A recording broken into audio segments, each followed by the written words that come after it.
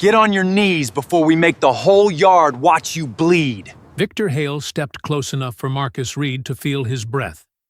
First day in here, new guy learns fast. You don't walk this yard unless somebody owns you. Marcus didn't move. Hale shoved 2 fingers into Marcus's chest. Look at you. Quiet, stiff, acting like that calm face means something. His men closed the circle near the fence. You hear me talking to you? Hale snapped. Or are you too proud to answer before I break that pride out of you? Marcus looked once toward the guards. They looked away. You don't want to do this, Marcus said. Hale laughed and raised his fist. Show them how it works in here. Nobody in that yard knew the man they had cornered had spent 20 years in Delta Force ending fights before they even started. Before we go any further, comment where in the world you are watching from, and make sure to subscribe, because tomorrow's story is one you don't want to miss. Marcus Reed stepped through the steel doors of Blackwater Ridge Penitentiary. The orange jumpsuit hung loose on his disciplined frame. His wrists stayed cuffed behind his back. The intake corridor stretched ahead like a concrete tunnel lined with rage. The sound hit him first. Steel doors slamming. Voices shouting from every tier. Inmates pressed against cell bars, watching the new arrival with hungry eyes. Some banged metal cups against the bars. Others screamed threats and promises. The noise echoed off concrete walls until it became one roaring beast. Marcus walked straight ahead. He didn't look up at the catcalls, didn't flinch when someone spit through the bars. His military training kept his face blank. But his eyes recorded everything. Exit routes, guard positions, weak points in the structure. Officer Travis Boone walked beside him with a twisted smile. The man enjoyed this parade. Boone was thick around the middle with arms like tree trunks. His uniform stretched tight across his gut. A badge gleamed on his chest like a weapon. "Welcome to paradise, soldier boy," Boone said. His voice cut through the noise. "Hope you like your new home. You're gonna be here a long time." Marcus said nothing. Words were ammunition. He wouldn't waste them on a man like Boone. They reached the processing desk. The clerk waited with paperwork spread across dirty metal. But Boone held up one hand. "Hold on there, Jimmy," Boone said. His eyes never left Marcus. "Let's take our time with this one. Make sure everything's proper." The clerk looked confused. Processing usually took 15 minutes. But Boone leaned against the desk and checked his watch. "Recreation yard's about to open," Boone said. "Wouldn't want our new friend to miss the welcome party." Through the barred windows, Marcus watched inmates filing into the main yard. Groups formed quickly. White men clustered near the weight benches. Black inmates gathered by the basketball court. Latinos claimed the picnic tables. Everyone stayed in their territory. Everyone watched everyone else. High above the yard, a figure stood in the control tower. Warden Douglas Shaw pressed his hands against the glass. Even from this distance, Marcus felt the man's stare. Shaw wore a pressed suit and polished shoes. He looked more like a businessman than a prison warden, but his eyes held something cold and calculating. Shaw lifted a radio to his mouth. His lips moved. Boone's radio crackled to life. "Let the yard welcome him," Shaw's voice came through the static. Boone grinned like a shark. "You heard the boss. Time for your grand entrance." The processing could wait. Boone grabbed Marcus by the arm and steered him toward the yard entrance. The cuffs came off with a sharp click. Blood rushed back into Marcus's wrists. He flexed his fingers once, muscle memory from 1,000 training exercises. The yard doors opened with a heavy clang. Afternoon sunlight hit Marcus's face. The rec yard spread out before him like an arena. Concrete stretched between high walls topped with razor wire. Guard towers loomed at every corner. Armed men watched from behind bulletproof glass. But it was the inmates that made Marcus's instincts flare. Conversations stopped. Weights clanked to the ground. Every eye turned toward the entrance. The yard fell silent, except for the wind through the wire. Marcus stepped onto the concrete. Behind him, Boone and two other guards spread out. They positioned themselves just close enough to claim they were watching, just far enough to avoid getting involved if things went bad. Near the far fence, a massive figure pushed away from a group of white inmates. Victor Hale stood 6'4" with shoulders that could break through walls. Prison tattoos covered his thick arms like war paint. Scars crisscrossed his knuckles.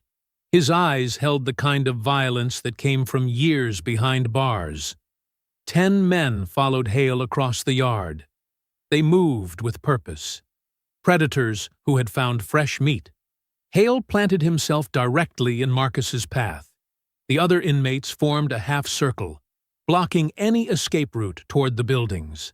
Their backs faced the fence. Nowhere to run. Nowhere to hide. The yard held its breath. "Well, well," Hale said. His voice carried across the concrete. "Look what the guards dragged in." Hale crossed his arms over his massive chest. The muscles bulged under his prison shirt. A crude tattoo of a skull grinned from his forearm. His smile held no warmth, only the promise of pain. "First-day rule around here, boy," Hale continued. "You either belong to somebody, or you get buried by everybody. And looking at you," he let his eyes travel up and down Marcus's frame, "I'm thinking you're gonna look real pretty on your knees." The other inmates pressed closer. Their faces showed excitement mixed with bloodlust. They had seen this show before. New fish gets broken. Old fish stays on top. That was the natural order. Marcus stood perfectly still. His breathing stayed calm and controlled, but his eyes never stopped moving, measuring distances, calculating angles, reading the terrain like a battlefield. "Ain't got nothing to say?" Hale stepped forward until their faces were inches apart. "That's all right. You'll learn to speak up soon enough." Hale raised one massive hand and placed it on Marcus's shoulder. The grip was meant to be threatening, a show of dominance for the watching crowd. "Here's how this works," Hale said. His voice dropped to a whisper that somehow carried to every ear in the yard. "You kneel down right here in front of everybody. Show respect. Then maybe we let you live through your first week." The circle of inmates pressed tighter. Some cracked their knuckles. Others shifted their weight like fighters ready to pounce. The guards stayed back, pretending to watch the basketball court. Hale's grip tightened on Marcus's shoulder. "I said kneel, boy. Don't make me ask twice." Marcus looked up at the control tower. Warden Shaw still stood at the window, radio in hand. This was planned, orchestrated, a welcome party designed to break him before he could cause problems. "Last chance," Hale said. His voice turned deadly. "Kneel down and kiss the concrete, or we put you down permanent." Marcus felt the shove before he saw it coming. Hale's massive palm struck his chest like a sledgehammer, sending him stumbling backward 3 steps.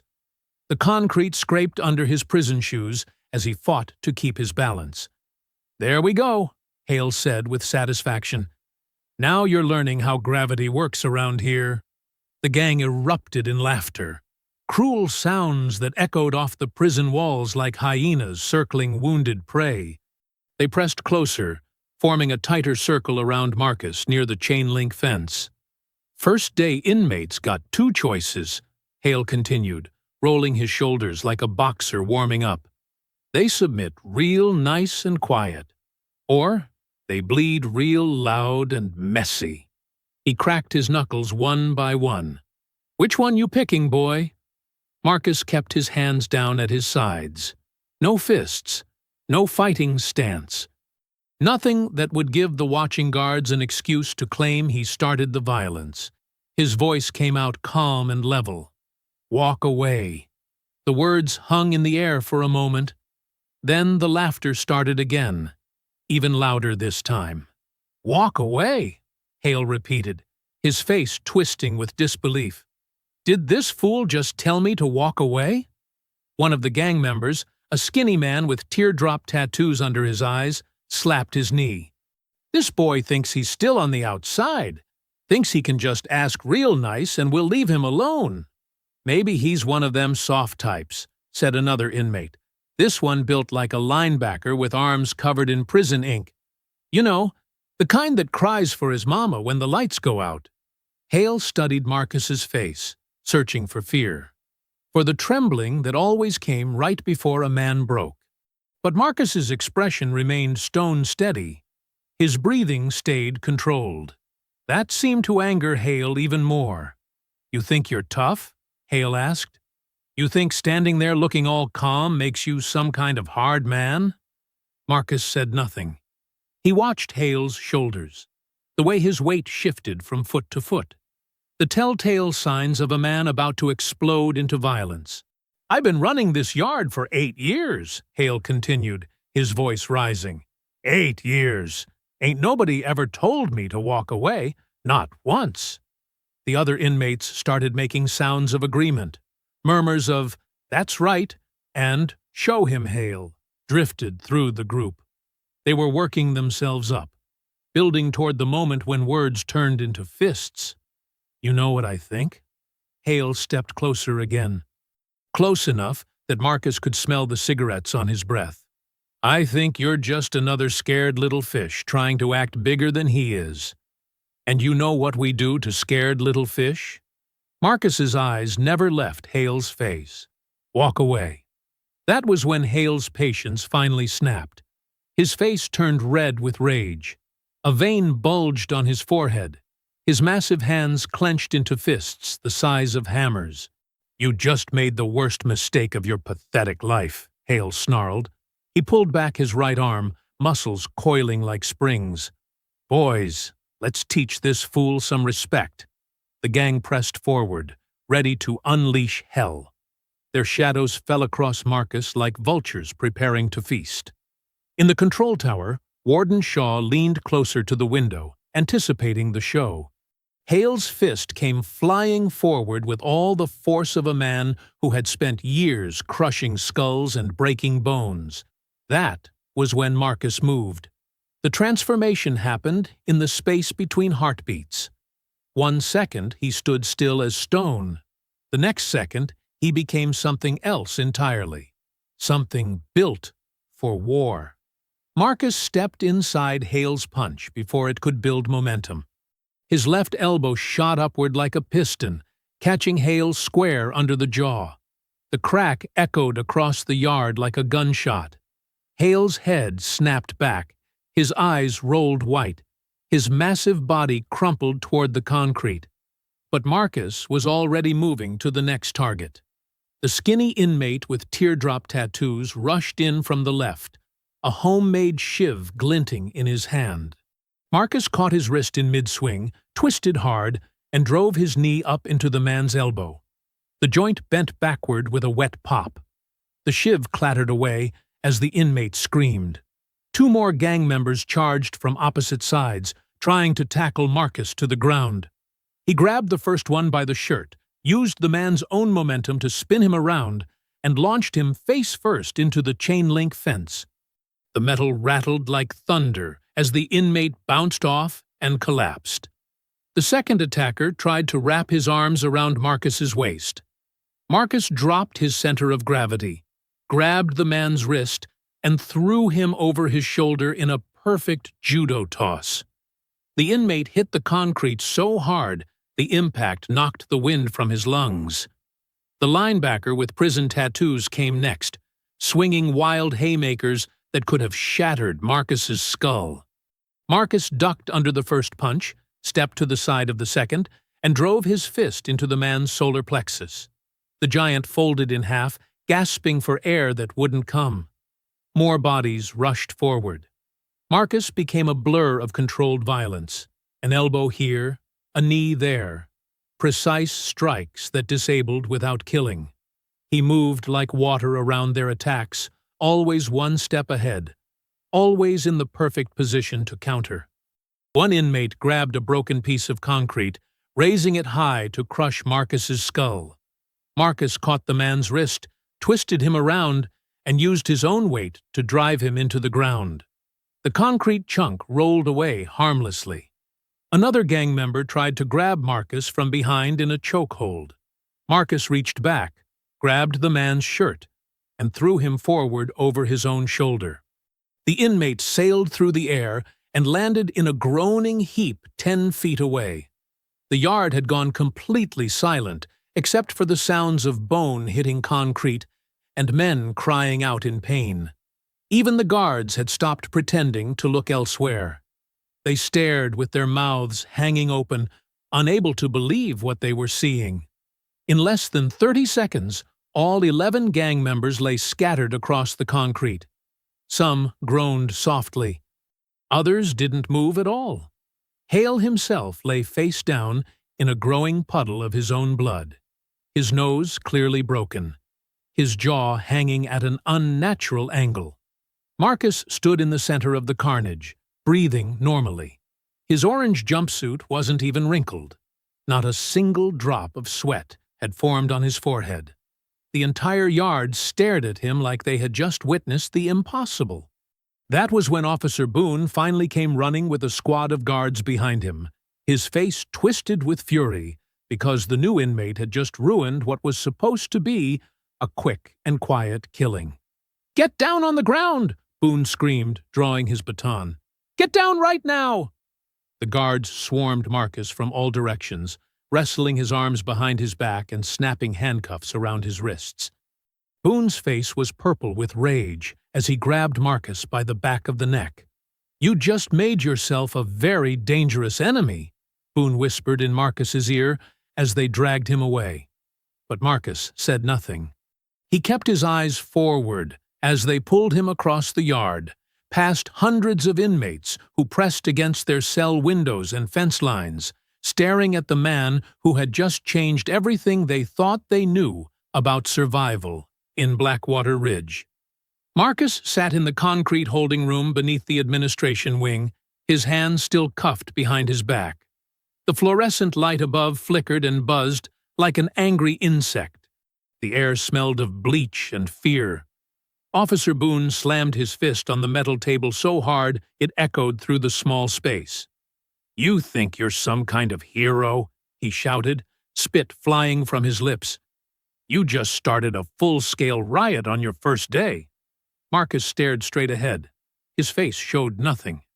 Boone walked around the table, his boots clicking on the concrete floor. 11 men, Reed. 11. You put them all in the infirmary." He leaned down until his face was inches from Marcus's ear. "That makes you either stupid or dangerous. And stupid men don't fight like that." Marcus remained silent. "Answer me!" Boone screamed, grabbing Marcus's shoulder. "What kind of training did you have before this place?" "Nothing."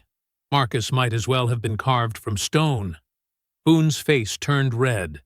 He wanted to hit Marcus right there, but something in the man's eyes warned him against it. Those were not the eyes of a broken inmate. They were the eyes of someone who had seen real violence and was not afraid of more. 3 floors above them, Warden Shaw sat at his polished desk reading through Marcus Reed's file. The thick folder was stamped with red letters. Classified. Shaw's hands shook slightly as he turned each page. 20 years in Delta Force. Multiple commendations for valor.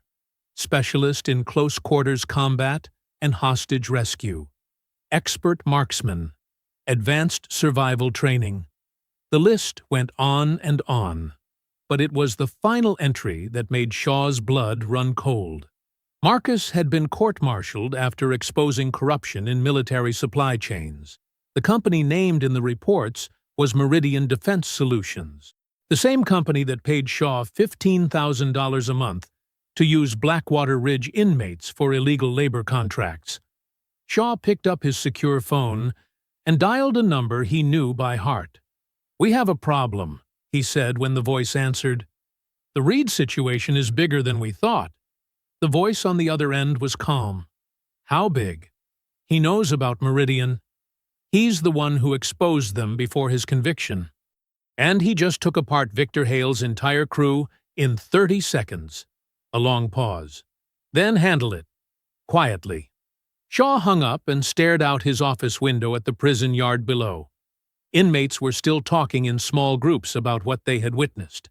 Word was spreading fast through the cell blocks. The new guy was not like anyone they had ever seen. Shaw pressed his intercom button. "Boone, bring Reed to cell block C. Put him in Unit 47. Make sure he has plenty of company." Cell block C was where Shaw kept his most useful informants and his most violent inmates. Men who asked no questions when money changed hands. Men who could make problems disappear without leaving fingerprints on the paperwork. Marcus was processed through the system like any other inmate, but the guards handled him differently now. They kept their distance. They watched his hands. They spoke in whispers when they thought he could not hear. The cell they gave him was small and cold. Gray concrete walls. A thin mattress on a steel frame. A metal toilet in the corner. Through the narrow window, he could see the razor wire that topped the prison walls. Other inmates watched him from their cells as he walked down the corridor. Some stared with curiosity, others with respect, a few with the kind of hate that comes from fear. Marcus sat on his bunk and waited. He knew this was not over. The fight in the yard was just the beginning. Footsteps echoed in the hallway. Expensive shoes, not prison boots.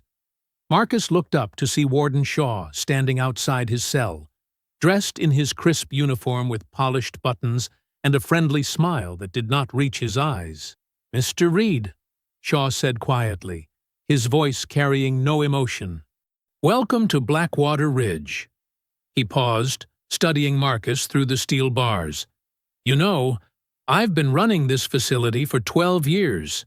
I've seen every kind of inmate you can imagine. The scared ones, the angry ones, the ones who think they're tough." Shaw stepped closer to the bars. "But you're different, aren't you?" Marcus said nothing. Shaw nodded as if he had expected the silence. "I've read your file, Marcus. All of it. The classified parts, too. Very impressive record. 20 years of service. Multiple deployments. Some very interesting missions that most people will never hear about. Still nothing from Marcus. The thing is," Shaw continued, his voice dropping to barely above a whisper, "men with your particular skill set don't usually end up in places like this unless someone wants them here. And men who expose the wrong people." Shaw smiled coldly. "Well, they have a habit of not surviving long enough to tell their stories." Marcus finally looked directly at the warden. Their eyes met through the bars. Shaw's smile faded completely. "You should have died before you got here." The first night in cell block C was never quiet. Marcus lay on the thin mattress, staring at the concrete ceiling while voices drifted through the air vents. Inmates whispered to each other through the metal ducts that connected their cells. Some talked about their cases. Others made deals. A few just needed to hear another human voice in the darkness. "New guys in Polk's old cell," someone whispered. "Poor bastard, don't know what happened there. Should somebody tell him?" "Tell him what? That they killed Ray? Man's got enough problems." Marcus listened without moving. Raymond Polk. The name meant nothing to him, but the tone in their voices said everything. Fear. Anger. The kind of careful respect people showed when talking about the dead. Sleep came in short bursts. Every sound made him alert. Footsteps in the corridor. Keys rattling. Doors opening and closing. In Delta Force, he had learned to rest while staying ready. Prison was no different. When morning came, guards banged on cell doors and ordered inmates to line up for breakfast. Marcus joined the line of orange jumpsuits shuffling toward the mess hall. Men avoided eye contact with him, but he felt their stares. The mess hall was loud and chaotic. Inmates sat at metal tables bolted to the floor. Guards watched from elevated platforms with riot gear visible on their belts. Marcus got his tray, watery eggs, burnt toast, and coffee that looked like dirty water. He found an empty spot at the end of a table and ate in silence. "Mind if I sit?" Marcus looked up to see an older man with gray hair and intelligent eyes, Hispanic, maybe 65, wearing glasses held together with tape. He moved carefully, like someone who had learned to avoid trouble. "Luis Ortega," the man said quietly, sitting across from Marcus. "Been here 8 years. Financial crimes. Nothing violent." He stirred his eggs without eating them. "You're in Raymond Polk's old cell." Marcus kept eating, but he listened. "Ray was preparing to testify," Luis continued in a whisper. "Federal case about prison labor transfers. About inmates who got moved to work details and never came back." Luis glanced around the mess hall, making sure no guards were close. "They found him hanging from his bedsheet 3 days ago. Same morning you arrived?" Luis pushed his tray away. "Funny timing, don't you think?" Marcus finished his coffee and stood to leave. "Check under your bunk," Luis said without looking at him. Ray was smart. He hid things where smart men hide things. Back in his cell, Marcus waited for the guards to finish their count. Then he knelt beside his bunk and ran his fingers along the concrete wall. Nothing unusual at first, just cold stone and metal joints. Then he found them. Scratched dates under the steel frame. Barely visible unless you knew to look. The dates went back months. Someone had been keeping track of something. Marcus examined the wall more carefully. Near the air vent, he spotted a faint smear. Dark brown. Old blood, maybe. Or something else. The vent itself was standard prison construction. Metal grating bolted to the wall. But one of the screws looked different. Newer. Like it had been removed and replaced. Marcus listened for footsteps in the corridor. When he heard nothing, he worked the screw loose with his fingernails. It came out easily. Behind the grating, tucked into a gap between the ductwork and the wall, was a small piece of paper, folded tight and wrapped in plastic torn from a commissary bag. Marcus unfolded it carefully. The handwriting was neat and desperate. "Shaw takes inmates to work details that don't exist. Boone handles transfers. Bodies disappear. Families never get answers. Connected to Meridian Defense Solutions, same company from the military contracts. They're using prison labor for black ops training. Real bullets. Real targets. Real deaths." At the bottom, in different ink, "If something happens to me, find the ledgers in the chaplain's office. 3rd file cabinet, behind the false panel. MR. They know you're coming. They wanted you dead before you could put the pieces together." Marcus stared at the paper. Meridian Defense Solutions. The same contractor he had exposed before his arrest. The same company that had framed him to protect their illegal operations. Raymond Polk had been killed because he discovered the connection. Shaw wanted Marcus dead because he was the one witness who could prove everything. Heavy footsteps echoed in the corridor, getting closer. Marcus quickly folded the paper and started to return it to its hiding place, but the footsteps stopped directly outside his cell. "Well, well," Officer Boone's voice carried through the steel door. "Looks like our war hero found Ray's little treasure hunt." The lock clicked open. Boone stepped into the cell, his hand resting on his baton. His eyes went straight to the loose vent screw in Marcus's hand. "That's prison property you're tampering with, inmate." Boone smiled coldly. "And whatever you found in there belongs to the state of Colorado." He held out his hand. "Give it to me." "Now." Marcus stood perfectly still, the loose screw cold in his palm. Boone's eyes never left his hands. "I asked you a question, inmate." Boone stepped closer. "What did you find?" 2 more guards appeared behind Boone in the doorway. Their hands rested on their batons. Across the tier, Luis Ortega pressed his face against his cell window, watching. "Nothing," Marcus said quietly. Boone laughed. "Nothing? You just happened to be fixing the vent for us?" He gestured to the other guards. "Search this cell, every inch." The guards moved efficiently, overturning the thin mattress and checking inside the steel toilet. They pulled books from the small shelf and shook them out. One guard examined the scratched dates under the bunk, while another ran his hands along the walls. Marcus kept his breathing steady. Before Boone had entered, he had slipped Polk's note inside the cracked binding of an old Bible left by the previous inmate. The book sat on the shelf with the other prison-issued items, looking untouched. "Check that vent again," Boone ordered. A guard shined a flashlight into the space behind the grating. "Nothing here, sir. Just dust." Boone's face darkened. He stepped close enough that Marcus could smell coffee on his breath. "You think you're smart, don't you?" Boone whispered. "Think that tough guy act in the yard makes you special?" Marcus said nothing. "I got news for you, soldier boy. This ain't Afghanistan. This is my house." Boone grabbed Marcus by the front of his jumpsuit. "And in my house, heroes don't last long." He shoved Marcus against the wall. "Report to the laundry unit tomorrow at 8 o'clock. Let's see how well you handle some real prison work." Boone turned to leave, then stopped at the doorway. "Oh, and Reed, next time you want to play handyman, remember that tampering with prison property gets you a week in the hole, on bread and water." The guards followed Boone out. The cell door slammed shut. Marcus waited until their footsteps faded before retrieving the Bible. The note was still there, pressed between pages of Psalms. He memorized every word again, then returned it to its hiding place. The next morning, Marcus reported to the laundry unit in the basement.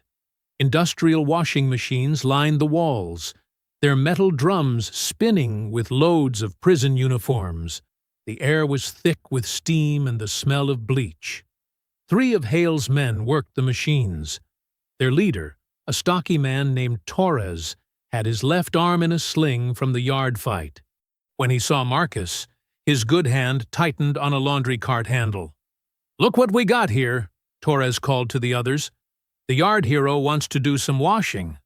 A young black inmate named Darius was folding uniforms at a table near the back. He looked up nervously when Torres spoke, then quickly returned to his work. "You get the number 4 machine." Torres pointed to a washing unit in the corner, away from the main work area. "And you work alone. No talking to nobody." Marcus nodded and began loading uniforms into the machine. The work was simple, but he noticed how the guards positioned themselves. There were blind spots near the supply closets, corners where cameras couldn't see. Halfway through the morning, Torres and another gang member cornered Darius near the folding station. "You got our money, kid?" Torres asked quietly. Darius shook his head. "I told you, man. I don't have nothing. My family can't send money." "Then you work extra shifts. Shaw's got a new detail that needs bodies." "What kind of detail?" Torres smiled. "The kind that pays better than laundry. But you gotta earn it first." He grabbed Darius by the shirt and shoved him toward the supply closet. Marcus stepped between them. "He's working," Marcus said calmly. Torres looked surprised. "This ain't your business, hero." "It is now." The other gang members moved closer. Marcus could feel their tension, but he also saw their hesitation. Word of the yard fight had spread. "You don't understand how things work here," Torres said. "Kid owes protection money. He don't pay, he gets hurt. Simple math. Protection from what? From us." Marcus stared at Torres until the man looked away. "Darius," Marcus said without turning around. "Get back to work." The young inmate scurried to his folding station. Torres glared but didn't follow. During lunch break, Luis found Marcus in the chow line. "You shouldn't have done that," Luis whispered. "Now they'll target both of you." "Tell me about the work details," Marcus said quietly. Luis glanced around, then moved closer. "Shaw calls it the Restricted Labor Program. Inmates who cause trouble get transferred to a work camp outside the prison. They come back different, broken. The ones who come back at all. How many don't come back? In the last 2 years? Maybe 20 guys. Officially, they're transferred to other facilities. But their families never hear from them again. Marcus absorbed this information. And inmates like Darius? Shaw needs fresh bodies. He uses the gangs to pressure people into volunteering, offers better food, early release promises. Most guys are desperate enough to believe it. What kind of work? Luis shook his head. Nobody talks about that. Too scared. But I heard rumors. Training exercises. Live fire drills. Like they're preparing for something. That evening, Marcus sat on his bunk reading the Bible, thinking about Meridian defense solutions and black ops training with real bullets. Polk had been killed for discovering the connection. Now Marcus was seeing it firsthand. The prison wasn't just corrupt, it was a recruitment center for something much bigger. Shaw's voice echoed through the corridor as he made his rounds, checking cells before lights out. When he reached Marcus's cell, he stopped. "I hear you had an eventful first day in laundry," Shaw said through the bars. "Making friends already." Marcus didn't look up from his book. "Officer Boone tells me you might benefit from a change of scenery. Some outdoor work. Fresh air." Shaw pulled a transfer form from his clipboard and showed it to Marcus. "Restricted labor detail. Starts Monday." "Congratulations, Reed. You just volunteer?" The next morning, Marcus walked through the concrete corridors toward the laundry unit. His boots echoed against the walls while fluorescent lights buzzed overhead. Other inmates shuffled past, keeping their eyes down. Word traveled fast in Blackwater Ridge. Officer Boone waited at the entrance, clipboard in hand, and a cold smile on his face. "Sleep well, Reed?" Boone asked. "Hope you're ready for some honest work." The laundry room hit Marcus like a wall of steam and noise. Industrial washers the size of cars churned loads of prison uniforms. Dryers roared like jet engines. The air was thick and humid, making it hard to breathe. Pipes rattled overhead, and the concrete floor was slick with condensation. Marcus noticed the security cameras immediately. Only 2 were positioned to cover the main work area. Large blind spots existed between the machines, especially near the back wall where supplies were stored. "You'll be working the heavy loads," Boone said, pointing to the largest washers. "Industrial detergent, hot water, lots of lifting. Perfect job for a tough guy like you." Darius Bell was already at his station, folding prison shirts with nervous efficiency. The young man glanced at Marcus, but quickly looked away. 3 other inmates worked the room, all keeping their distance. Boone stationed only 1 guard near the exit door. The man looked bored, reading a magazine instead of watching the workers. Marcus filed that detail away. "I'll check on you boys later," Boone said. "Play nice." 20 minutes into the shift, Marcus felt the change. The other workers started drifting toward the exit. Darius tried to follow them, but Torres stepped into his path.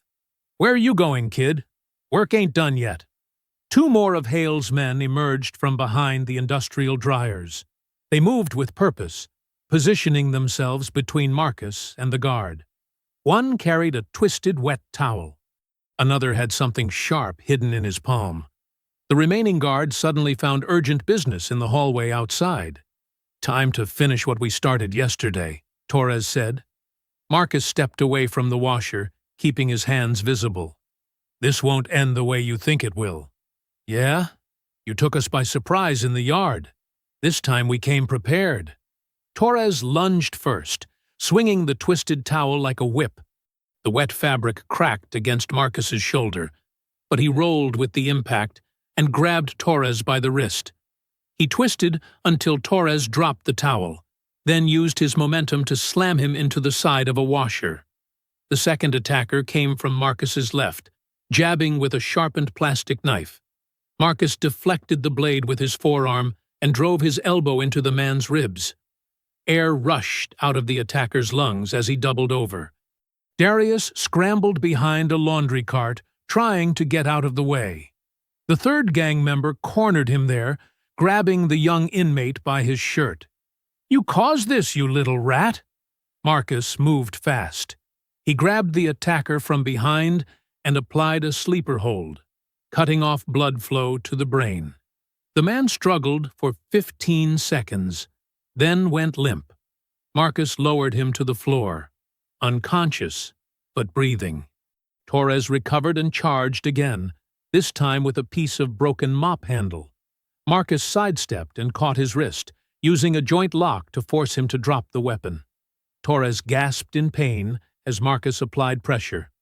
"Stay down," Marcus warned, releasing him. But Torres was too angry to think clearly. He grabbed the sharpened plastic knife from the floor and came at Marcus in a wild rush. Marcus had no choice. He caught Torres's arm, twisted it behind his back, and forced him face first onto the wet concrete. The plastic knife skittered across the floor. "I said stay down." The fight was over in less than 3 minutes. All 3 attackers were disabled, but alive. Marcus had used just enough force to stop them without causing permanent damage. From a supply hallway, Luis Ortega watched through a cracked door. When the coast was clear, he crept into the laundry room and picked up the bloodied plastic knife. He turned it over in his hands and saw numbers stamped into the handle. M847, a maintenance inventory code. Luis slipped the weapon into his pocket, just as footsteps echoed in the hallway. Boone burst through the door with 3 guards, acting shocked at the scene.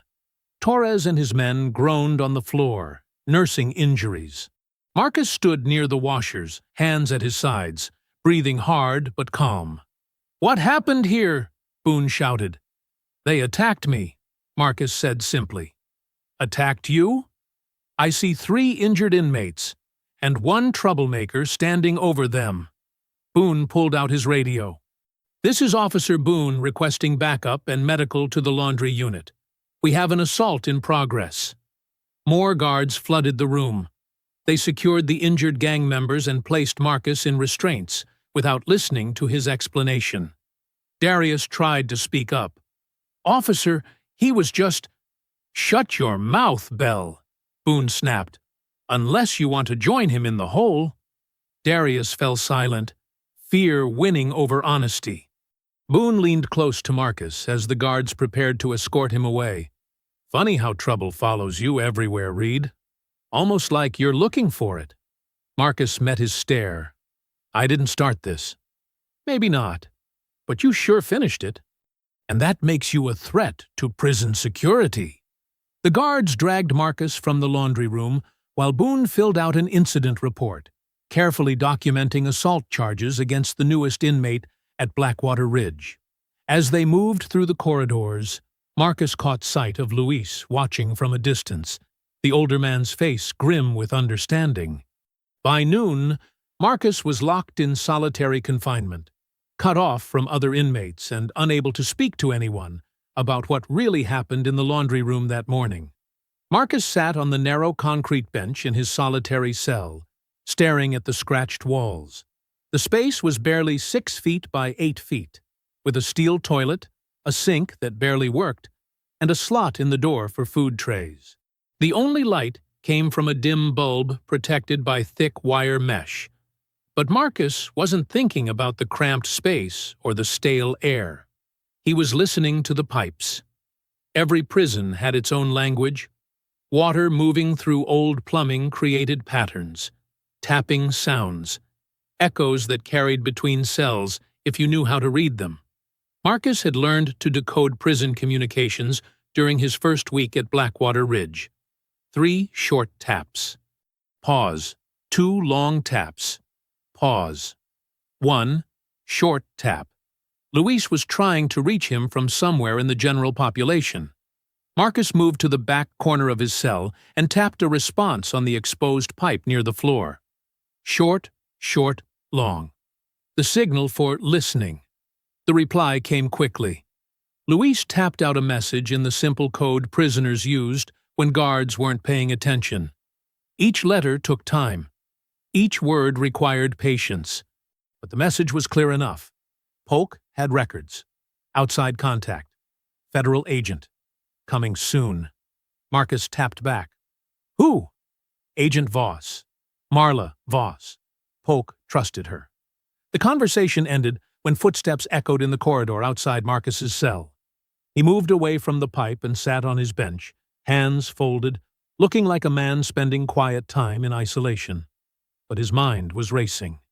If Polk had contacted a federal agent, and if that agent was still planning to investigate Blackwater Ridge, there might be hope after all. 60 miles away from the prison, Naomi Reed sat in her Honda Civic in the courthouse parking lot, reading a letter for the third time. She had received it 2 days ago, forwarded from her old apartment address. The envelope was postmarked the day before Marcus entered Blackwater Ridge. The letter was short. Just 3 sentences written in Marcus's careful handwriting. Remember when Dad taught us to read trail signs in the woods? Some trails lead to dead ends. Others lead to clearings where the truth grows wild. Most people would think it was nonsense, but Naomi recognized the code immediately. When they were kids, Marcus had taught her military communication basics during their summer camping trips. Simple phrases that meant complex things. Dead ends meant danger. Clearings where truth grows wild meant evidence was hidden somewhere, waiting to be found. Marcus had expected trouble before he even set foot in prison. Naomi folded the letter and walked up the courthouse steps. She had spent 3 years as an investigative journalist before switching to freelance work. She still had contacts in legal offices. She still knew how to dig through public records when officials claimed documents didn't exist.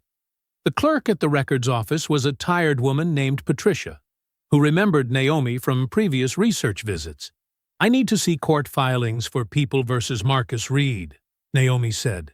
Case number 2023 CR 4571. Patricia typed into her computer and frowned. Most of that file is sealed. I can only give you basic information. What about evidence inventories? Witness lists? Pre-trial motions? Those are sealed too. Judge's orders. Naomi leaned across the counter. Patricia, I've been coming here for 2 years. I've never seen a case this locked down. Even murder trials have more public information. Patricia glanced around to make sure they were alone.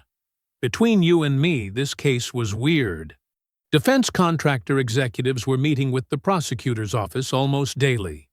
They had their own attorney sitting in on plea negotiations. Which contractor? Meridian Defense Solutions, the same company your brother was supposedly selling secrets to.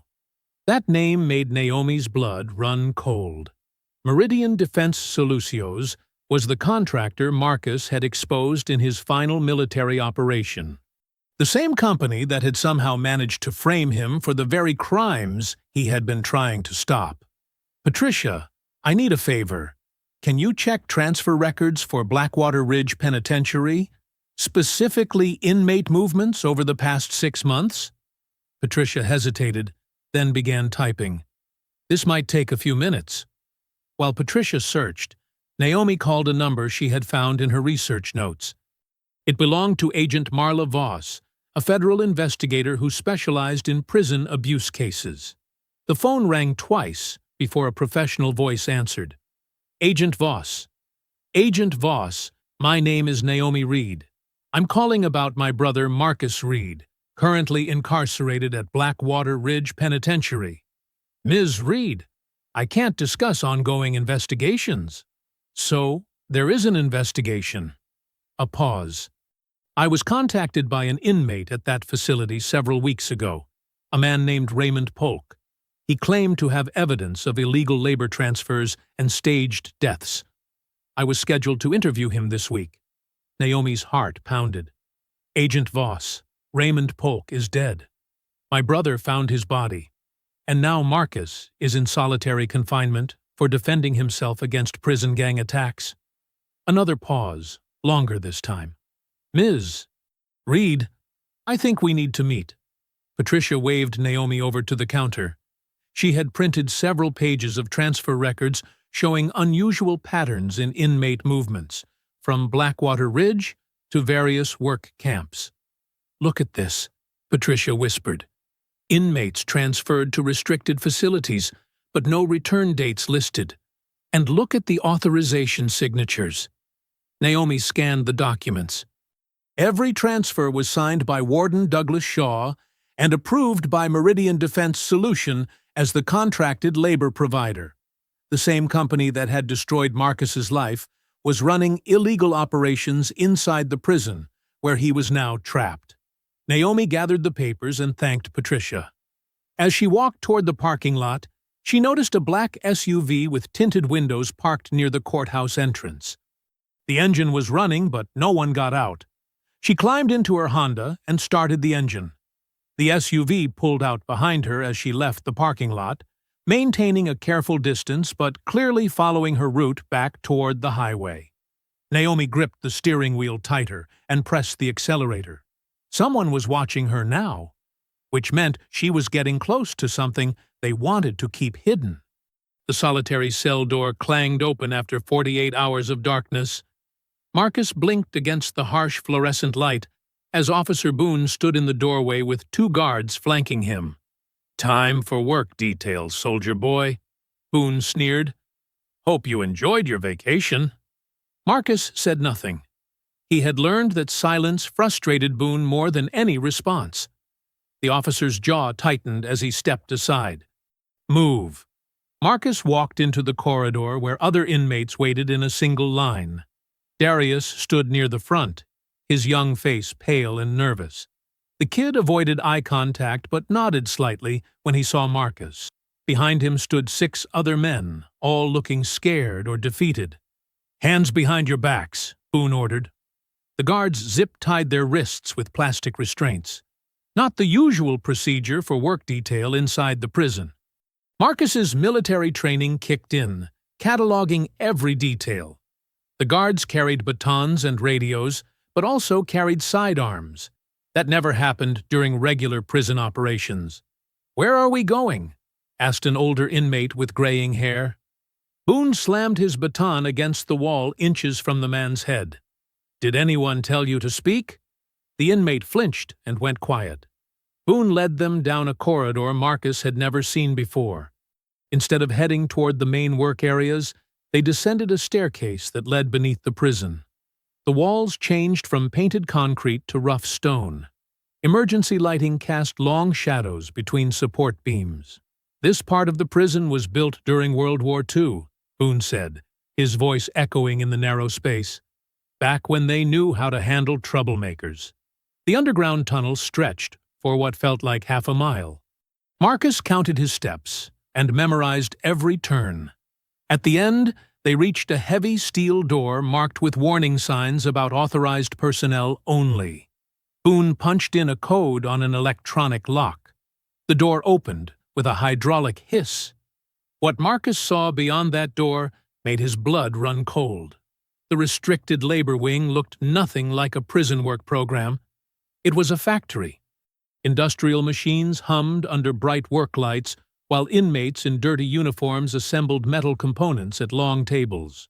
Armed guards in tactical gear patrolled between the workstations, carrying assault rifles instead of batons.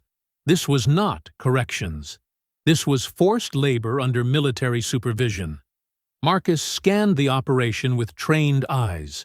The inmates worked on electronic parts, weapons components, and communications equipment. Many showed signs of injury or exhaustion. Some had medical tags hanging from their necks, but the tags looked wrong. Too new. Too clean. "Welcome to the real Blackwater Ridge," Boone said quietly. "This is where inmates learn the value of keeping their mouths shut." A supervisor in military fatigues approached their group. He wore no name tag or rank insignia, but his bearing screamed special operations. The man looked over the new arrivals like he was inspecting livestock. "These the ones Shaw sent down?" "Reed's the priority," Boone replied, The rest are just numbers. The supervisor nodded and pointed toward an empty workstation. Reed works assembly line 3. The kid goes to packaging. Split up the others.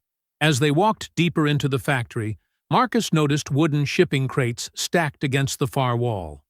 Each crate bore stenciled numbers and destination codes. His heart nearly stopped when he recognized a familiar marking system. The crates used the same numbering sequence as the illegal weapons shipments he had discovered during his final Delta Force mission in Afghanistan. The same supply chain that had led to his investigation of Meridian Defense Solutions. The same evidence that had gotten him framed and sent to prison. Shaw's prison was not just hiding corruption. It was part of the military contractor's ongoing operation. The inmates were being used as forced labor to produce components for the same illegal weapons network Marcus had tried to expose. Raymond Polk had died because he discovered this connection. The same connection that could prove Marcus's innocence and bring down everyone involved. Marcus memorized every detail as they approached the assembly line. Injured inmates worked in silence, too frightened to look up from their tasks. Medical charts hung on clipboards, but the handwriting looked forged. Men who should have been in the infirmary were forced to work through obvious pain. One shipping label had fallen near the workstation where they stopped. Marcus bent down, as if adjusting his shoe, and palmed the label, sliding it into his sock. The paper felt like evidence, like hope. Boone grabbed Marcus's shoulder and spun him around. His eyes were cold and dangerous. "Let me make something real clear, Reed. Men who ask questions down here leave in body bags. Men who cause trouble disappear permanently. And men who think they can play hero?" Boone leaned closer, his breath hot against Marcus's ear. "They wish they had died in that yard on day 1. Marcus stumbled back into cell block C as the evening count began. His muscles ached from 8 hours of forced labor in the hidden factory. But the shipping label pressed against his ankle felt like a lifeline. The paper proved everything. The connection between Shaw's operation and Meridian Defense Solution, the same contractor that had framed him. He needed to get the evidence to Luis without Boone's guards seeing him pass it. The showers emptied quickly after dinner. Most inmates avoided the communal washing area during evening hours when guards grew careless and violence erupted without witnesses. Marcus waited until the last man left before stepping under the lukewarm spray, letting the water wash away the factory's chemical smell. Heavy footsteps echoed against wet tile. Marcus turned slowly, water dripping from his face, and found Victor Hale standing in the doorway. The gang leader's nose sat crooked from their yard fight, purple bruising still visible under his eyes. But the bravado was gone. In its place burned something more dangerous, pure humiliation. "Just you and me this time, Reed." Marcus shut off the water and grabbed his towel. "Walk away, Hale." "Can't do that." Hale stepped closer, his voice dropping to a growl. "You made me look weak in front of the whole yard. Now every punk thinks they can challenge me. My own crew questions my orders. That's not my problem." Hale's fists clenched. "Shaw made me an offer. I deliver your head, and I get control of Cell Block C. All the protection rackets, all the commissary cuts. Everything." Marcus wrapped the towel around his waist and faced Hale directly. "Shaw's lying to you. You don't know nothing about. Shaw plans to eliminate you the second you stop being useful." Marcus's voice stayed calm, but his eyes never left Hale's hands. "Just like he eliminated Raymond Polk. Just like he'll eliminate every witness when this operation goes public." Hale laughed, but the sound felt forced. "You're crazy, man. Shaw needs muscle like mine to keep this place running." Marcus pulled the shipping label from his boot and held it up. The paper looked small and harmless, but Hale's expression changed when he saw the Meridian Defense logo. "You know what this is, Hale?" Proof that Shaw's running illegal weapons manufacturing using prison labor. The same operation that got me framed. The same network that has enough money and power to make entire prisons disappear if they need to. Hale stared at the label. That don't mean nothing to me. It means Shaw uses gangs as disposable muscle. When federal investigators get too close, gangs take the blame. Gang leaders get transferred to maximum security or found dead from overdoses. Shaw keeps his hands clean. You're lying. Am I? Marcus stepped closer. How many of your lieutenants have been transferred in the past year? How many rivals suddenly got moved to other blocks right before they could cause Shaw problems? Hale's jaw tightened, but he did not answer.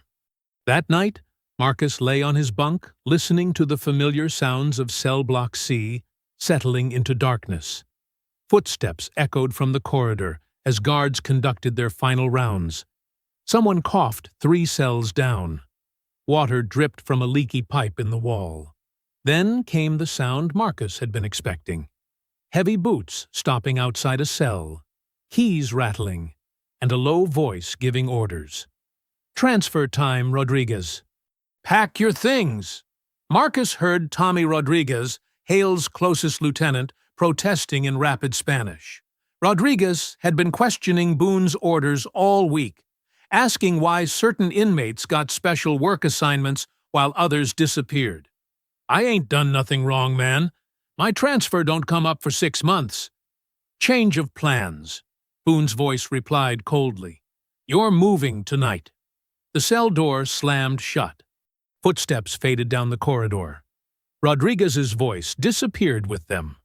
Marcus closed his eyes and counted to 60 before sitting up. 3 tiers above, Victor Hale stood gripping his cell bars, staring down at the empty corridor where his lieutenant had been taken. Their eyes met across the darkness. Hale's face showed no emotion, but Marcus saw the recognition there. The pattern Shaw had denied was happening right in front of them. Hale finally saw the truth Marcus had been trying to explain. From the tier above them both, Officer Boone watched through the shadows as Marcus and Hale exchanged that long, silent look. He pulled out his radio and pressed the transmit button. Warden Shaw, we got a problem. The chapel at Blackwater Ridge had not seen this many inmates in years. Luis Ortega sat in the front pew, his weathered hands folded over a worn Bible. Behind him, Marcus entered through the side door, followed by Victor Hale and 2 men who had never spoken to each other without violence. Damon Cross ran Cell Block A with quiet efficiency. He was thin, sharp-eyed, and careful about every word he spoke. Jerome Williams controlled Block B through respect rather than fear. Both men had lost lieutenants to Shaw's mysterious transfers. This better be worth the risk, Reed, Cross muttered, glancing toward the chapel door. If Boone finds us meeting like this, Boone's the least of our problems, Marcus replied, settling onto the wooden bench. The chapel felt cold, despite the afternoon heat pressing against the barred windows. Dust floated in shafts of sunlight that cut through the stale air. Hale shifted uncomfortably beside the other gang leaders. Tell them what you told me. About the shipping labels. Marcus pulled the crumpled paper from his boot and spread it flat on the pew between them. The Meridian Defense logo stared up at them like an accusation. Shaw's running forced labor for a defense contractor called Meridian. They produce illegal weapons parts using prison workers who can't report safety violations or demand fair wages. When inmates figure out what's happening, they disappear. Jerome leaned forward, studying the label. You're saying Shaw kills people for a company? I'm saying Shaw protects a company that's worth millions to people outside these walls. Raymond Polk discovered the connection before he died. That's why they wanted me dead the second I walked through those gates. Cross traced the shipping code with his finger. How do we know this ain't some setup? Maybe you're working with Shaw to divide us up. Because Rodriguez got transferred last night, Hale said quietly. just like Reed said would happen. My own lieutenant, gone because he asked too many questions. The chapel fell silent except for the distant sound of voices echoing from the main yard. Marcus watched the three gang leaders process what they had heard. These men controlled hundreds of inmates across the prison. Their cooperation could expose everything Shaw had built. "What do you want from us?" Jerome asked finally. "Evidence, documents, shipping records, anything that proves the connection between Shaw, Boone, and Meridian Defense. Luis still has contacts on the outside who can verify financial records if we get them proof." Luis nodded from the front pew. "I worked as an accountant before my conviction. I know how to trace money through corporate shells and fake accounts. But I need hard evidence to work with." The kitchen carts move supplies between all the cell blocks, Cross said slowly. "We could hide copies of documents in food deliveries, pass information without guards seeing it happen. It's risky," Jerome warned. "If Shaw catches us cooperating instead of fighting each other, he'll know something changed." Marcus stood and walked to the chapel window. Through the reinforced glass, he could see inmates moving across the yard in their usual patterns. Guards watched from towers, believing they controlled everything happening below. "Shaw's power depends on keeping us divided," Marcus said. "Every gang war, every extortion payment, every inmate too scared to speak up. That's how he stays protected." Hale stood as well, his massive frame casting shadows across the wooden pews. "What if we stop playing his game?" "You mean stop the extortion?" Cross asked, surprised. "I mean stop everything. No more payments, no more territory fights, no more doing Shaw's dirty work for free." Jerome shook his head. "My men won't understand why we're backing down from collecting what inmates owe us." "Then explain it to them," Marcus replied. "Tell them the truth. Shaw's been using gang violence to keep federal investigators away. Every fight we start gives him cover for the real crimes happening in that restricted wing." Luis turned in his pew to face them. "Gentlemen, I've seen the financial reports Shaw files with the state. This prison should be losing money every month based on operational costs. Instead, it shows consistent profits. That money is coming from somewhere Shaw doesn't want audited." Cross and Jerome exchanged glances. Both men had run numbers for years, understanding profit margins and territorial control. Luis's explanation made sense in ways that felt dangerous. "So, we gather evidence," Cross said finally. "Use kitchen deliveries to pass documents between blocks. Luis analyzes whatever financial records we can find. But what happens when Shaw realizes his extortion money stopped coming in?" "We deal with that when it happens," Hale replied. "Right now, Rodriguez is gone. Next week, it might be one of your lieutenants. Eventually, Shaw eliminates all of us." Marcus returned to the pew and looked at each man directly. "My sister is investigating this case from the outside. She's arranged for a federal agent to inspect Blackwater Ridge within 24 hours. If we can get evidence to that agent, this ends." "What kind of evidence?" Jerome asked. "Shipping manifests, financial transfers, work schedules from the restricted wing. Anything that proves inmates are being used as illegal labor."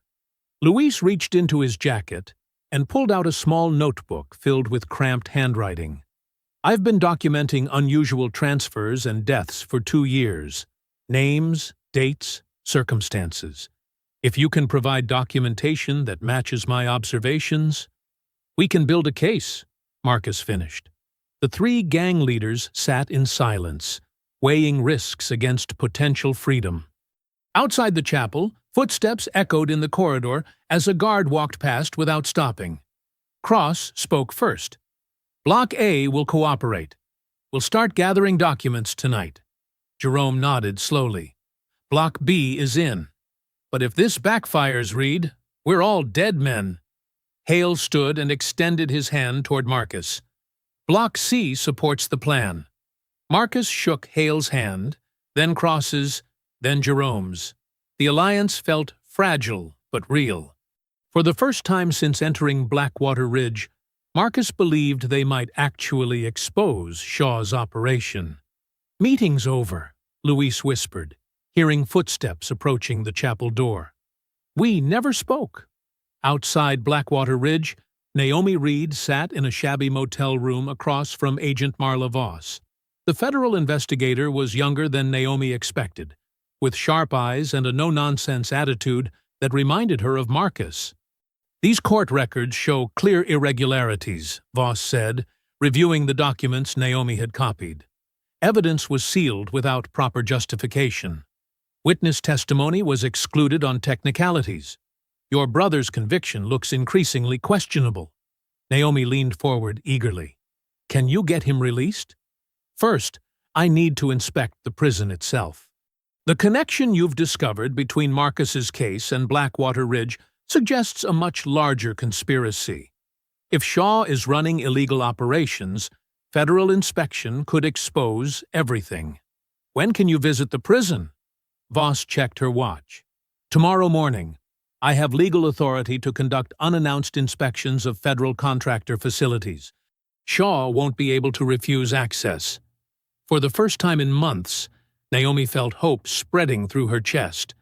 Her brother had been fighting alone inside those walls, but now he would have federal support. "Agent Voss, Marcus is in serious danger inside that prison. Shaw and his guards have been targeting him since the day he arrived." "I understand. That's why I'm moving quickly. Within 24 hours, we'll either have evidence to shut down Shaw's operation, or we'll have grounds to transfer Marcus to federal protection." Naomi shook the agent's hand, feeling tears of relief threatening to spill. "Thank you. Marcus gave up everything to protect the soldiers under his command. He deserves someone fighting for him." "He'll get it," Voss promised, gathering the court records into her briefcase. "Shaw has no idea what's coming." Inside Blackwater Ridge, word spread quickly through the cell blocks. Hale's extortion collectors returned empty-handed for the first time in years. Inmates who normally paid protection money instead kept their commissary funds and waited to see what would happen. Cross's men distributed copies of shipping labels hidden inside bread rolls. Jerome's block leaders photographed work schedules using smuggled phone cameras. Luis received dozens of small papers through kitchen deliveries, each containing fragments of Shaw's operation. Shaw noticed the change immediately. His afternoon reports showed a dramatic drop in incident reports, gang fights, and disciplinary actions. Instead of celebrating the peace, Shaw grew visibly agitated. "Something's wrong," he told Boone during their evening meeting. "The inmates are too quiet. Cooperation like this doesn't happen naturally." "You think Reed's organizing them?" Boone asked. "I think Reed's more dangerous than we assumed. Military training, leadership experience, and now he's got gang leaders listening to him instead of fighting each other." Shaw walked to his office window overlooking the main yard. Below, inmates moved in calm, organized patterns rather than the chaotic tension that normally defined prison life. "Double Marcus Reed's security detail," Shaw ordered, "and prepare transfer paperwork for Hale, Cross, and Williams. If they're cooperating with Reed, they all need to disappear." But that night, as Shaw finished signing the transfer orders, every television in Blackwater Ridge flickered to the evening news broadcast. The reporter's voice carried clearly through the cell blocks, the guard stations, and Shaw's administrative office. Federal investigator Agent Marla Voss was killed tonight in what police are calling a suspicious single-car accident on Highway 94. Agent Voss was reportedly investigating corruption allegations at several federal contractor facilities. Shaw felt relief flooding through him until the reporter continued speaking. "Police have issued a warrant for Marcus Reed, an inmate at Blackwater Ridge Penitentiary, in connection with Agent Voss's death. Reed allegedly made threats against federal investigators before his recent imprisonment. Marcus stood frozen in his cell, gripping the bars as the news report destroyed everything they had built. The alliance, the evidence, the hope of federal inspection, all of it collapsed in 30 seconds of fabricated television news. Shaw's voice echoed through the prison intercom system moments later. Inmate Reed, report to administrative holding immediately. You're being charged with conspiracy to commit murder. The steel doors of cell block C exploded open at 4:30 in the morning. Emergency lights bathed the tier in harsh red as Boone's voice boomed through the intercom. Full lockdown. Every inmate face down on your bunks. Anyone moves gets the stick. 20 guards in riot gear poured through the corridors. They carried batons, zip ties, and the kind of rage that comes from watching their control slip away. Boone led them personally, his face twisted with satisfaction. Agent Voss is dead because you animals thought you could play games with federal investigators, Boone shouted, as guards began tearing apart cells. Reed's little revolution just became a murder conspiracy. Marcus pressed against his cell door, watching chaos erupt across the block. Guards ripped mattresses apart, scattered belongings, and destroyed anything that looked like contraband. Inmates who protested received baton strikes to their ribs and backs. 3 cells down, Luis Ortega tried to shield his hidden ledgers as guards flipped his bunk.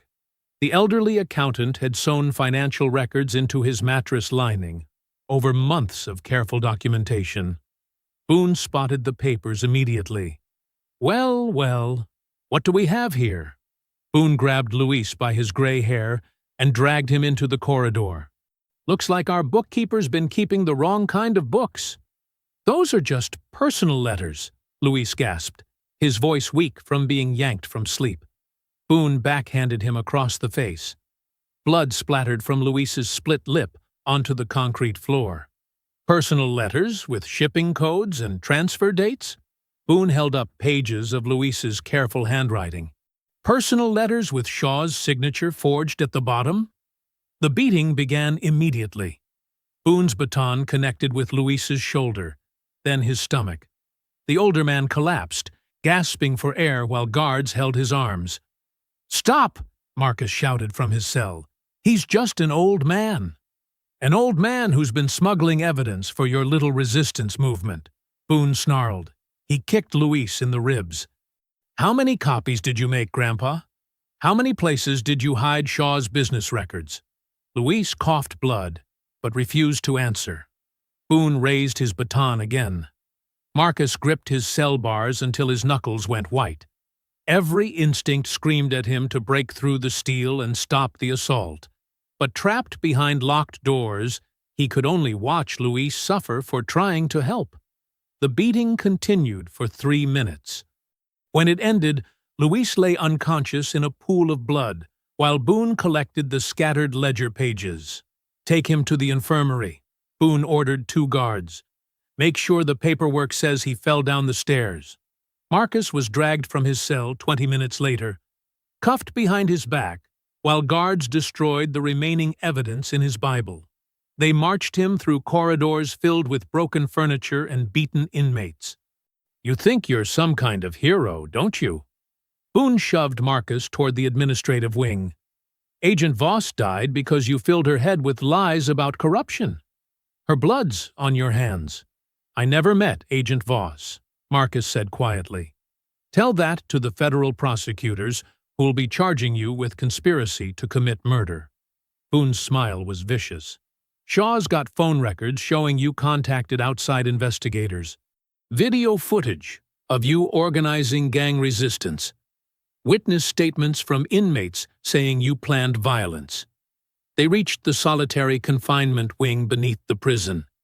The same metal door, the same concrete cell, the same suffocating darkness Marcus had endured before. "Enjoy your last night at Blackwater Ridge," Boone said, as guards shoved Marcus inside. "Tomorrow morning you're getting transferred to ADX Florence, Supermax Security. 23 hours a day in isolation for the rest of your worthless life." The door slammed shut with finality that echoed through the corridor. Meanwhile, 90 miles away, Naomi Reed woke to the sound of splintering wood. Her motel room door hung off its hinges while 3 men in dark suits ransacked her belongings. She rolled silently off the bed and crawled toward the bathroom, clutching the backup files she kept sewn into her coat lining. The bathroom window opened onto an alley behind the building. Naomi squeezed through the narrow opening and dropped onto broken asphalt, just as she heard voices from her room. Nothing here but newspaper clippings and court records. Boss wants every piece of paper that mentions Blackwater Ridge, or the contractor. Naomi crept along the alley wall, her heart hammering as she reached the street. Her car keys were inside with the intruders, but the bus station sat 6 blocks away. She started running. Back in solitary confinement, Marcus sat in complete darkness, listening to the sounds of the prison settling around him. The lockdown had ended, but an eerie silence filled the corridors above. Shaw's voice echoed through the intercom system. Due to recent security threats and the death of a federal investigator, Blackwater Ridge is implementing enhanced isolation protocols. Inmate Reed will be transferred to ADX Florence at 0600 hours tomorrow for the safety of staff and other inmates. Marcus closed his eyes and tried to think. Every ally beaten or scattered. Every piece of evidence destroyed or confiscated. Naomi probably dead or running for her life. Shaw had won. But as Marcus sat in the darkness, he noticed something. The ventilation grate near the ceiling carried more than just stale air. Voices drifted through the metal slats from the maintenance corridor that ran behind the solitary cells. Marcus moved closer to listen. A familiar voice whispered through the darkness. "Shaw betrayed me too. Tell me what you need." Victor Hale's voice carried through the ventilation system like a lifeline thrown into drowning water. Marcus pressed his ear against the ventilation grate, listening to Victor Hale's whispered voice carry through the metal corridors beneath Blackwater Ridge. "Shaw promised me control of Block C if you died," Hale said through the darkness. "Yesterday he had my Lieutenant Torres dragged out for asking too many questions. Found out this morning Torres ain't coming back." Marcus tapped 3 times against the wall.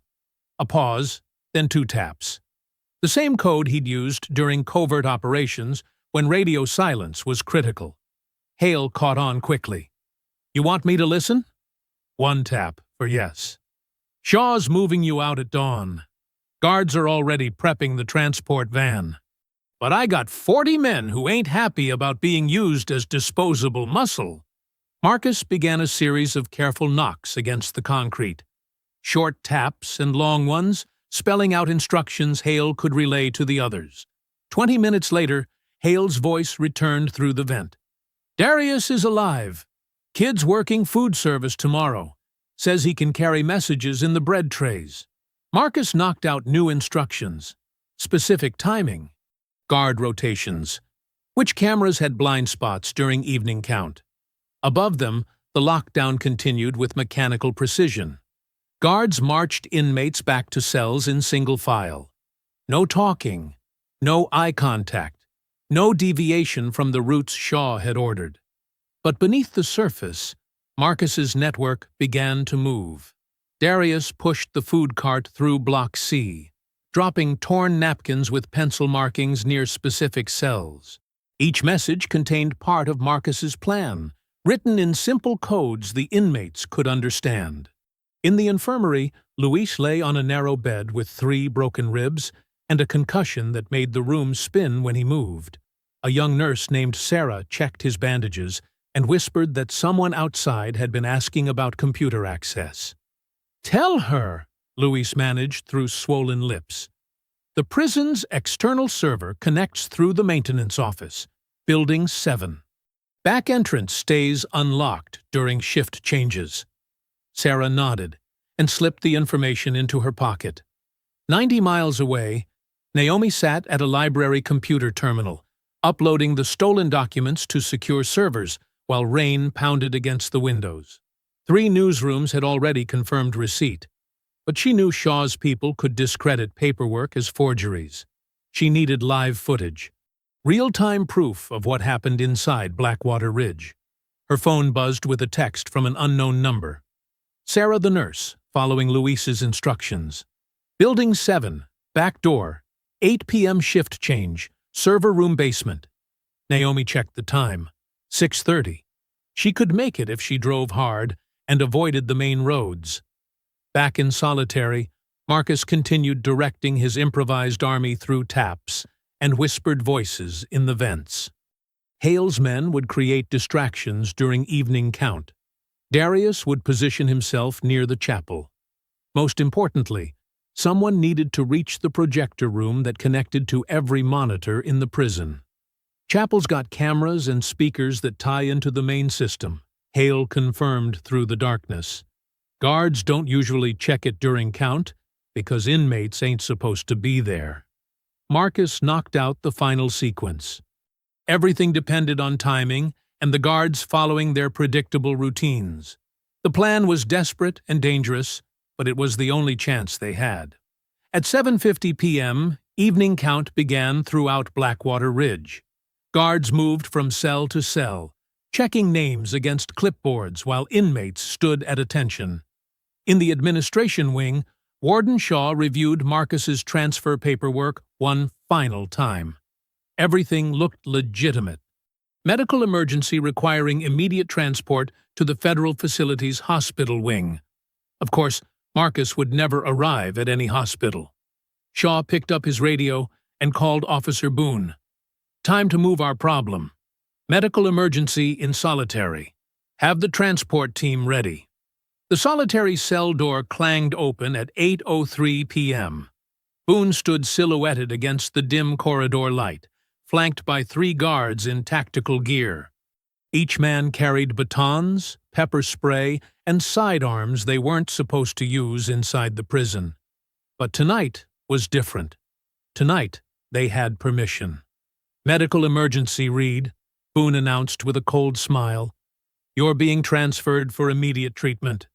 Marcus sat on the concrete bench, hands resting calmly on his knees. He'd been listening to footsteps in the corridor for the past 10 minutes. 3 sets of boots. Heavy tactical gear. No medical personnel. Where's the stretcher? Marcus asked quietly. Boone's smile widened. You won't need one where you're going. The first guard stepped into the narrow cell doorway, reaching for his restraints. Marcus had been waiting for that exact moment. The doorway was barely wide enough for one person, forcing them to come at him single file instead of surrounding him. Marcus exploded forward, driving his shoulder into the guard's midsection before the man could draw his weapon. The impact slammed the guard backward into Boone, creating a tangle of bodies in the cramped corridor. Marcus grabbed the loose ankle chain from his cell floor, a length of heavy steel they'd forgotten to secure, and whipped it across the second guard's wrist as he raised his baton. The man screamed and dropped his weapon. At that exact moment, chaos erupted throughout Blackwater Ridge. In the laundry room, Hale's men overturned industrial washing machines, sending scalding water flooding across the floor. Not attacking the regular staff, but targeting the 3 corrupt officers who controlled the restricted labor assignments. They barricaded the supervisors inside a supply closet, while steam filled the room and triggered fire alarms. In the kitchen, inmates loyal to Luis surrounded the 2 guards who'd beaten him in his cell. They didn't touch them, just formed a tight circle, chanting Luis's name while pots and pans clattered to the floor. The noise echoed through the entire building. In the chapel, Darius slipped through the side door while guards responded to the other disturbances. He found the projector room unlocked, just as Marcus had predicted. Rows of switches and monitors connected to every security camera in the prison. Meanwhile, in the infirmary, Luis struggled to sit up despite his broken ribs. Sarah the nurse held her cell phone to his ear while he guided someone on the other end. Building 7, basement level, Luis whispered. 3rd server rack from the wall. Password is Blackwater, followed by Shaw's badge number. 4471. 90 miles away, Naomi crouched beside humming computer equipment in the maintenance building basement. Her laptop connected to the prison's external network while rain hammered the roof above. "I'm in," she told Luis through the phone. "What am I looking for?" "Financial transfers, inmate work assignments." Medical reports marked deceased. Security monitors throughout Blackwater Ridge began flickering as Naomi accessed the system remotely. Guards in the control tower started shouting about network malfunctions. Back in the corridor outside solitary, Boone kicked the injured guard aside and charged at Marcus with his baton raised high. Marcus sidestepped and used Boone's momentum to drive him face first into the concrete wall. "You picked the wrong night to play executioner," Marcus said. Boone spun around, blood streaming from his nose, swinging the baton wildly. Marcus ducked and grabbed a metal folding chair from the corridor. He blocked Boone's next strike, the impact ringing through the hallway like a bell. The third guard finally found his footing and reached for his radio to call for backup. Marcus threw the ankle chain, catching the man across the throat and sending him crashing into the wall. Boone's eyes went wide with panic as he realized his backup plan was falling apart. Alarms blared from multiple sections of the prison. His radio crackled with confused reports about coordinated disturbances.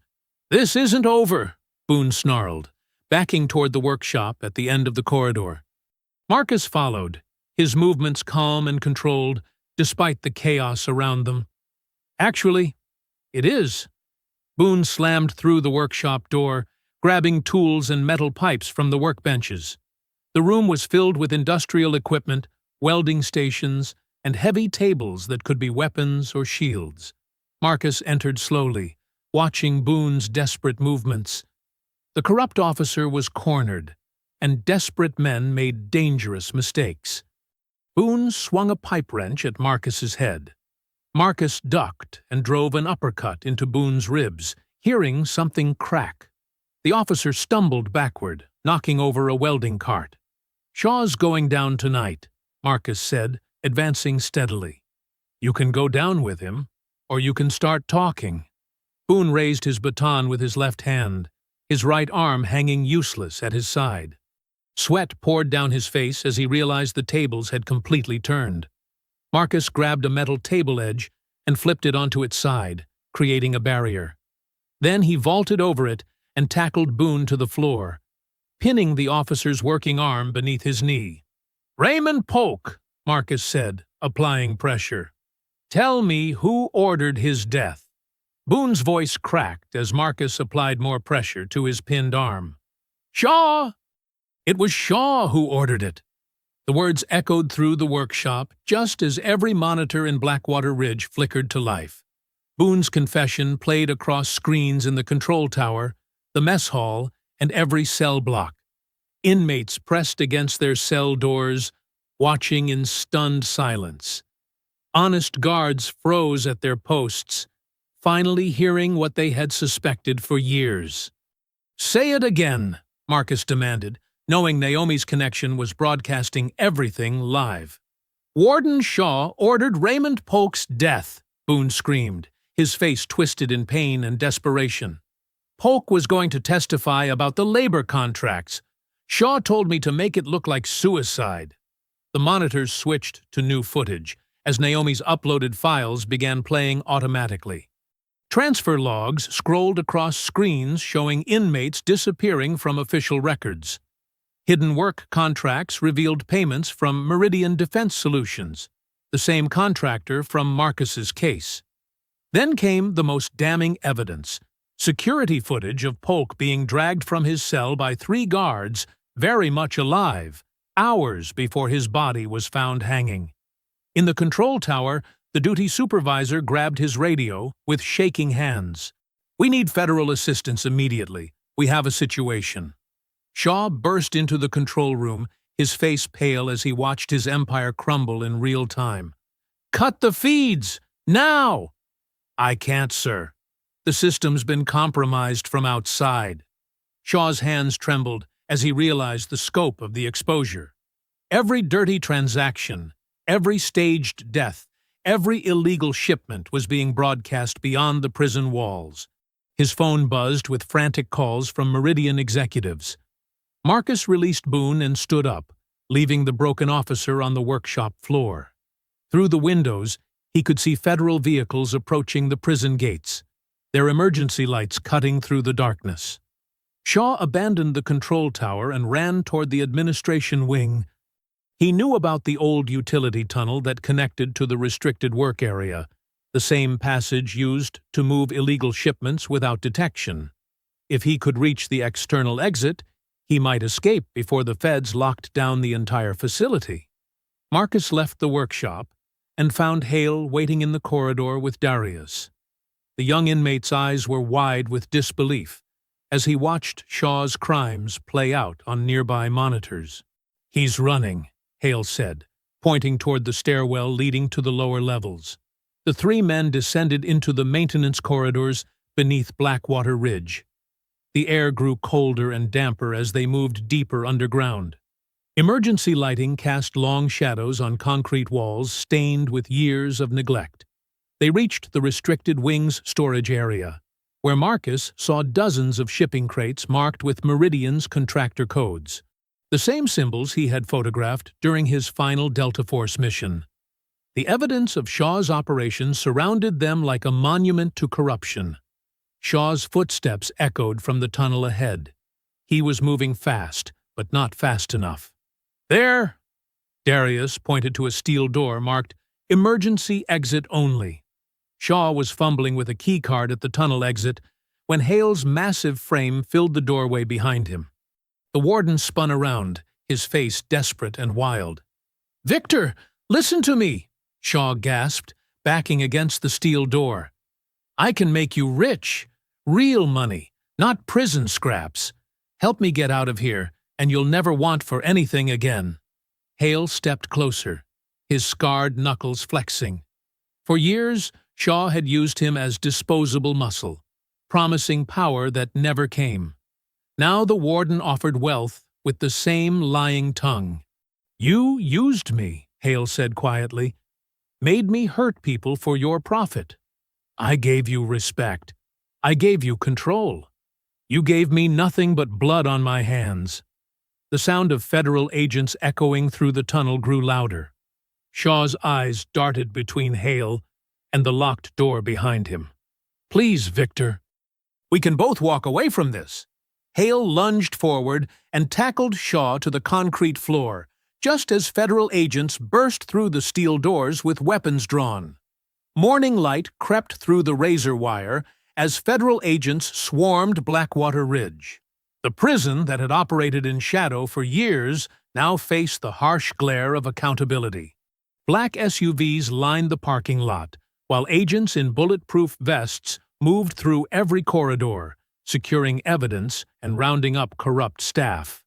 Officer Travis Boone stumbled out of the main building with his broken arm secured in a sling.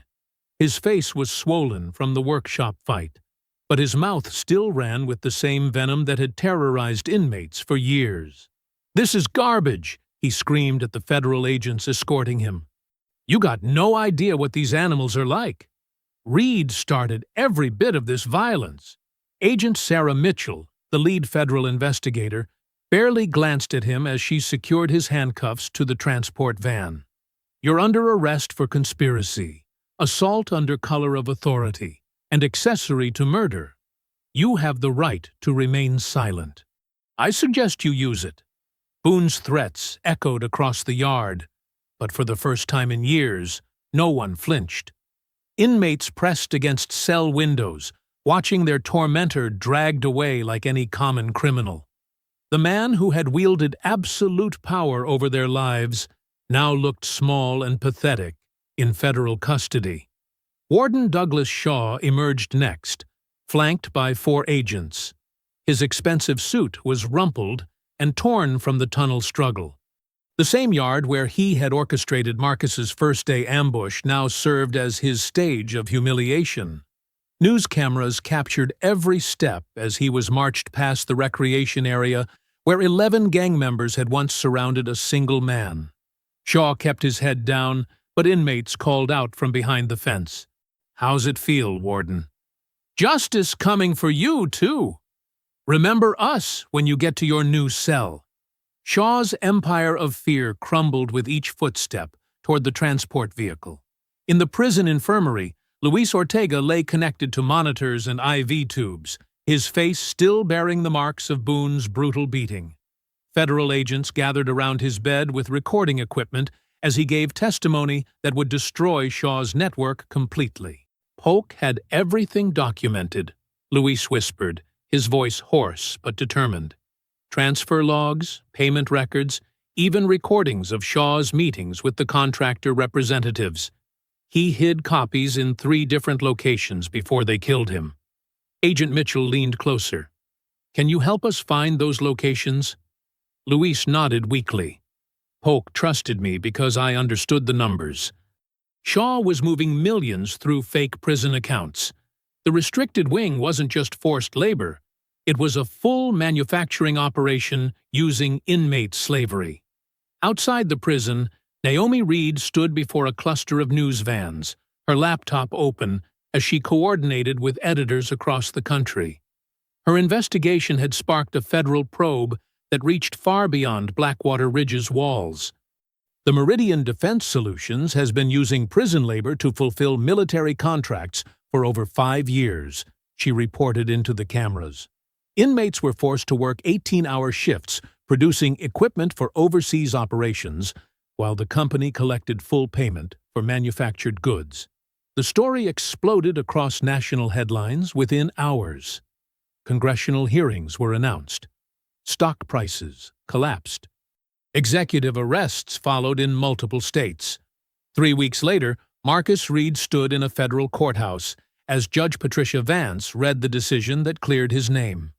After reviewing new evidence presented by federal investigators, this court finds that Marcus Reed's original conviction was obtained through prosecutorial misconduct and suppressed evidence. All charges are hereby dismissed with prejudice. The gavel struck with the sound of vindication. Marcus returned to Blackwater Ridge one final time, but not in shackles. He walked through the same intake corridor where Boone had once marched him toward certain death. Now he came to collect his few belongings and close this chapter of his life. The new warden, a reform-minded woman named Director Helen Cruz, personally escorted him through the facility. The corrupt guards were gone. The illegal operations had been shut down. Inmates moved through their routines with dignity instead of fear. "Your actions saved lives," Director Cruz told him as they walked past the workshop where he had fought Boone. 17 inmates who disappeared under Shaw's administration have been located at illegal work sites. They're getting medical care and legal representation. Marcus nodded, but remained quiet. Justice felt right, but it couldn't erase the suffering that had occurred within these walls. He collected his property, a few letters from Naomi, his military dog tags, and the small Bible where he had hidden Raymond Polk's evidence. Everything else about his old life had been taken from him long before he entered this place. As Marcus approached the main gate, inmates gathered along the exercise yard fence. They didn't cheer or call out. They simply watched in respectful silence as the man who had taught them to fight back walked toward freedom. Victor Hale stood among them, his massive frame visible through the chain link. The gang leader who had once tried to break Marcus now understood what real strength looked like. He raised one scarred hand in acknowledgement. Marcus paused at the gate and looked back once at the faces pressed against the fence. Men who had learned they didn't have to accept brutality. Men who had discovered their voices mattered. Then he stepped through the gate where Naomi waited beside her car, tears streaming down her face. I hope you enjoyed that story. Please like the video and subscribe so that you do not miss out on the next one. In the meantime, I have handpicked 2 stories for you that I think you will enjoy. Have a great day.